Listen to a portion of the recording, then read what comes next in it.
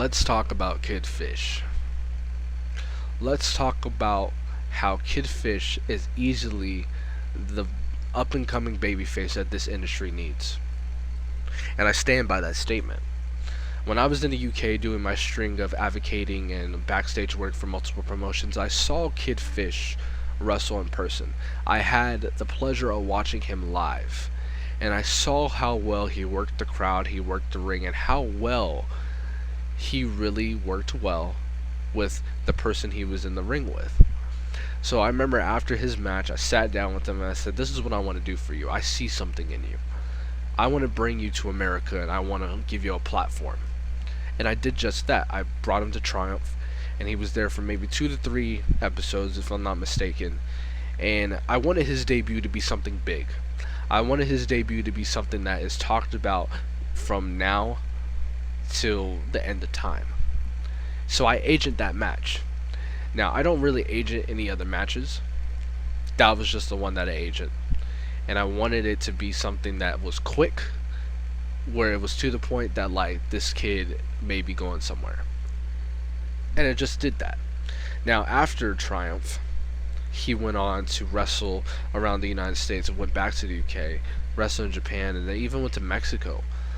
And all of those led up to him getting signed at Aero Academy, which is such a great promotion, which has great product. And I know personally, I want to see Sean O'Reilly versus Kid Fish in the near future.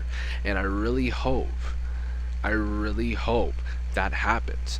I think that's a money-making match. If it is built properly, it will definitely be the biggest match of Fish's career. But speaking of big matches, let's talk about him versus Keo, and how when I watched Resurgence, I watched it from start to finish, and the main event was Keo versus Kid Fish. And you know what I saw in that match? I saw Kid Fish call the match. He took the lead in the match, and that's something that a lot of newcomers in the industry, young guys, don't know how to call a match. Usually we leave it up to the veteran, and we leave it up to heel to call the match. But I don't know whose idea it was to allow Fish to call the match, but I think it was a great call, because from start to finish that match was incredible. And I loved how Fish was the one to take initiative and say, "No, we're going to work on my accord," and then give it to Keo, and then give it back to him. You know what I mean? There was a lot of like stuff going on in that match that was amazing, and the fact that I can instantly let you know that Kid Fish was the one that called that match shows that everything is going right. Regardless of his losing streak, and I say that loosely, you are building Kid Fish to be the top babyface, and you're also building his main win to be something big.